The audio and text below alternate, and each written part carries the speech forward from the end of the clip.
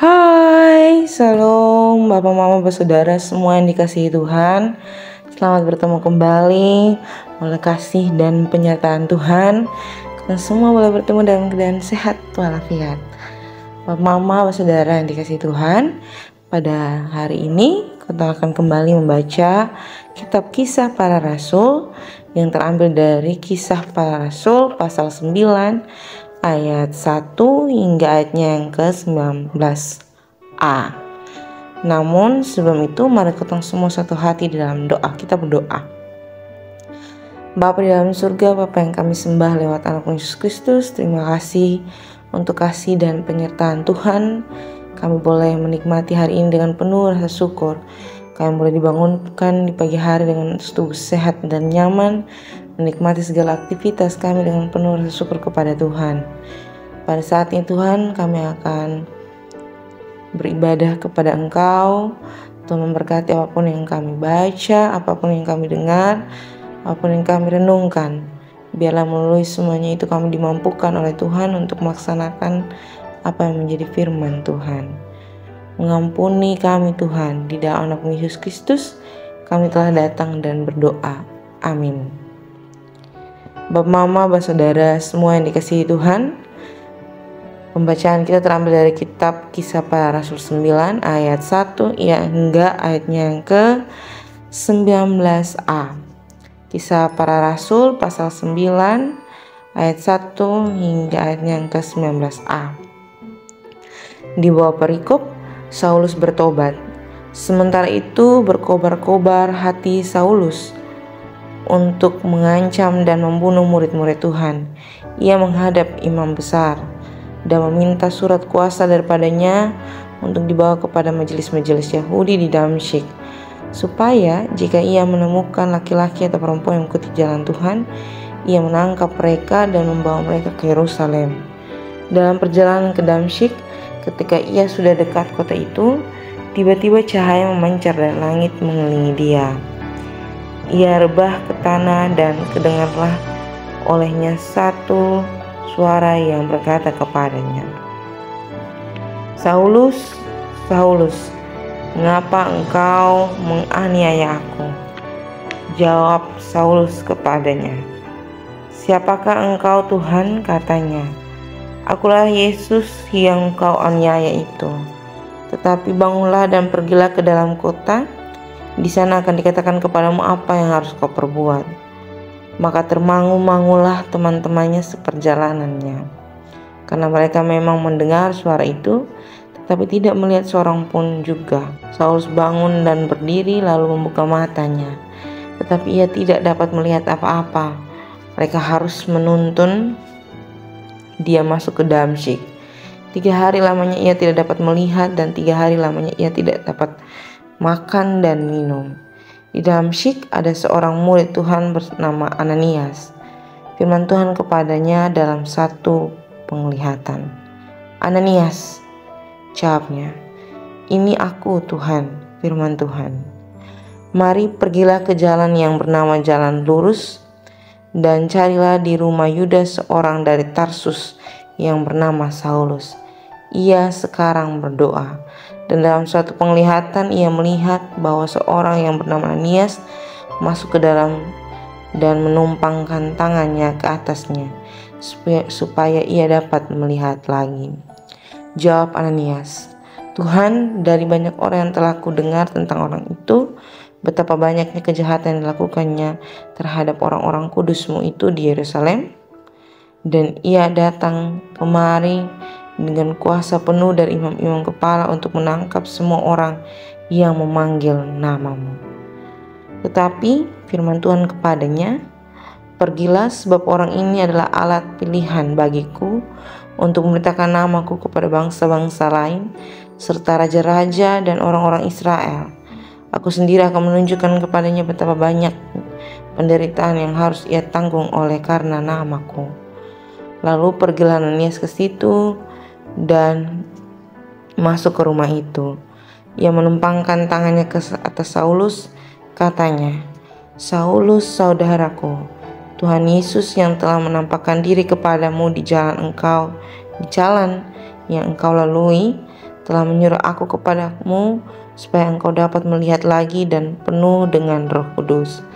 Dan seketika itu juga seolah-olah selaput gugur dari matanya, sehingga ia dapat melihat lagi. Ia bangun lalu dibaptis, dan setelah ia makan, pulihlah kekuatannya. Demikian jauh akan firman Tuhan.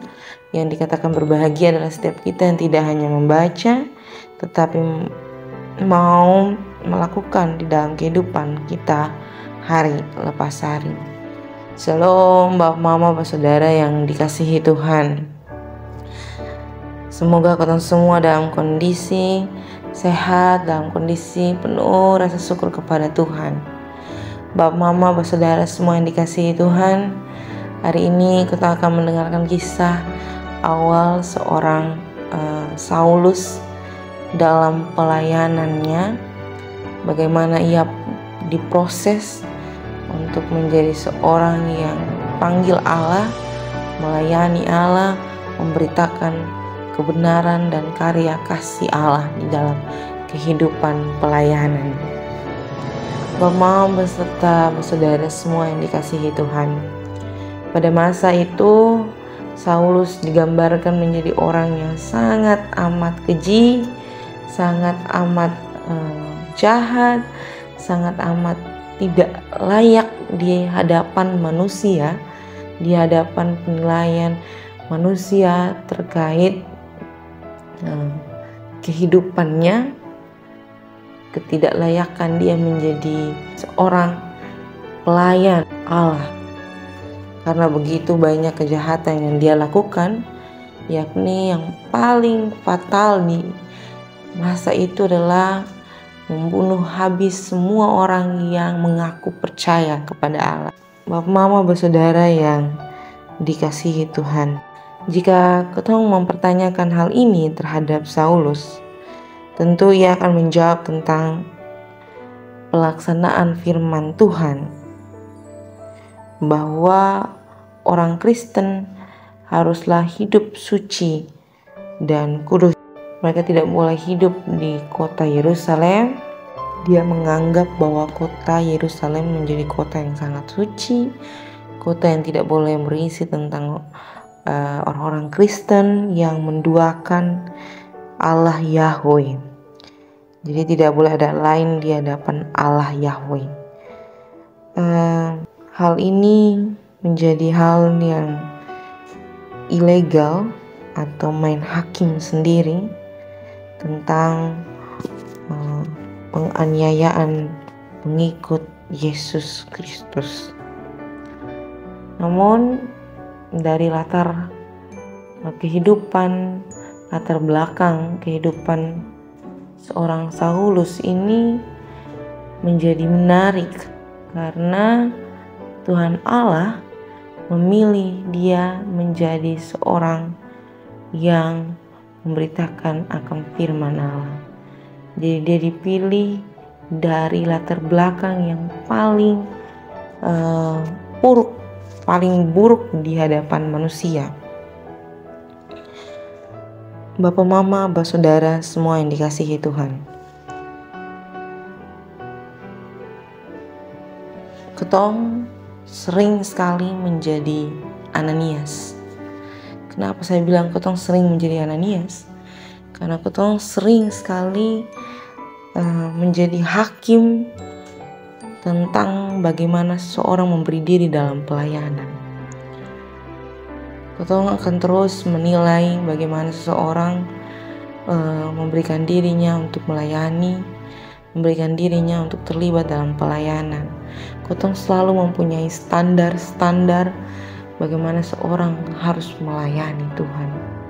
Tetapi melalui firman saat ini, saya mau kasih tahu bahwa setiap orang itu punya hak, punya kewajiban, punya tanggung jawab yang besar untuk melayani Tuhan.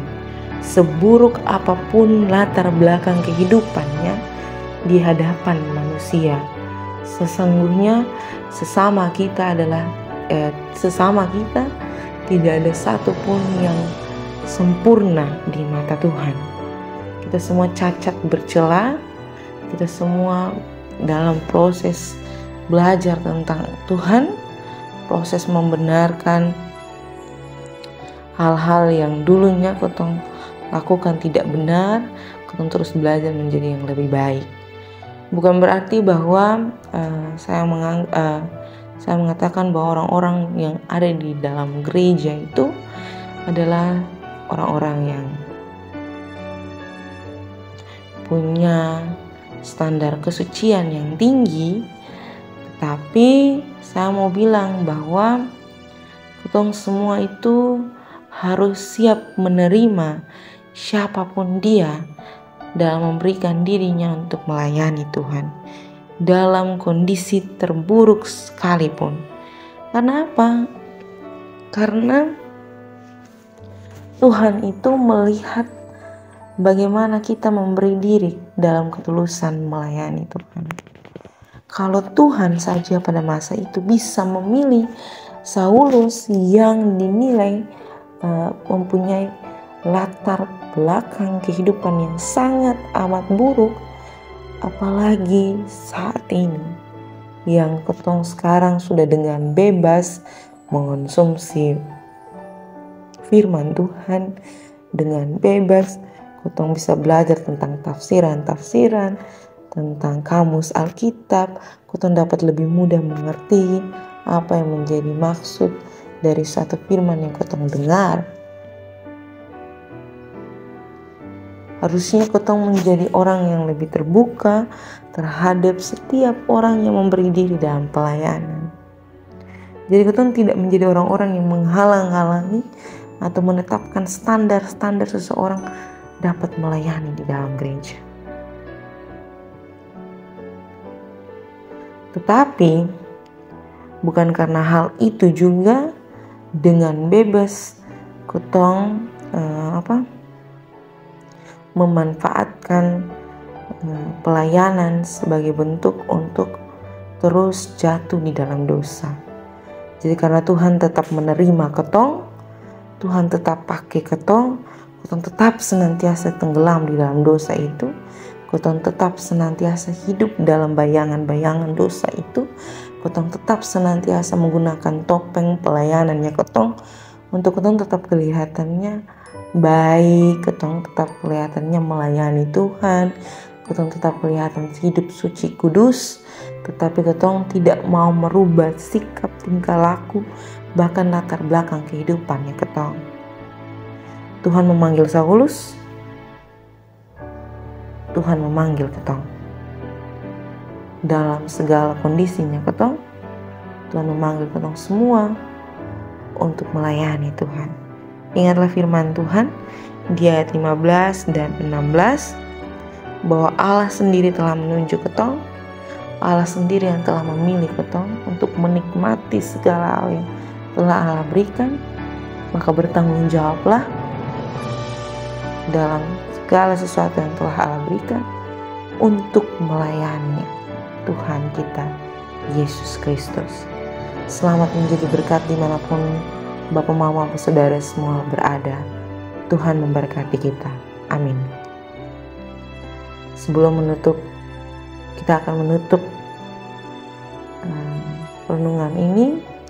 Mari kita semua menyatukan hati dan pikiran kita di dalam doa. Kita berdoa. Bapa di dalam surga, Bapa yang kami sembah lewat anakmu Yesus Kristus, terima kasih untuk penyertaan dan kasih setia Tuhan di dalam kehidupan kami. Kami bersyukur kami boleh diizinkan Tuhan untuk membaca, merenungkan, mendengarkan. Terlebih kami dimampukan oleh Tuhan untuk melaksanakan apa yang menjadi keinginan Tuhan. Kami percaya melalui firman Tuhan saat ini, kami semua dipanggil Tuhan untuk bertanggung jawab atas apa yang Tuhan beri dalam kehidupan kami. Biarlah kami terus menjadi berkat dimanapun kami berada dan memancarkan kasih dan penyertaan Tuhan di dalam kehidupan kami. Bapa di dalam surga, pada saat ini kami mendoakan setiap kami dalam pergumulan kami pribadi lepas pribadi, suami kami, istri kami, anak-anak kami, orang tua kami, pendidikan, pekerjaan, pelayanan kami, kesehatan kami, ekonomi kami. Tuhan, kami mohon, kami pertaruhkan dalam tangan dan pengasihan Tuhan. Tuhan memberkati Biarlah kami senantiasa dicukupkan oleh Tuhan melalui berkat dan kesehatan. Bapa dalam surga, kami mendoakan seluruh anggota jemaat dari Rayon 1 hingga Rayon yang ke-11 dalam kehidupan kami masing-masing. Kami yang dalam keadaan sakit, dalam keadaan duka cita, dalam keadaan sukacita, kami semua menaikkan syukur hanya kepada Tuhan. Segala aktivitas kami selanjutnya Tuhan, kami pertaruhkan dalam tangan dan pengasihan Bapa. Tuhan memberkati dan melindungi kami. Mengampuni salah dosa kami Tuhan. Di dalam anak-Mu Yesus Kristus kami telah datang dan berdoa. Amin. Salam Bapak Mama semua, Tuhan memberkati kita.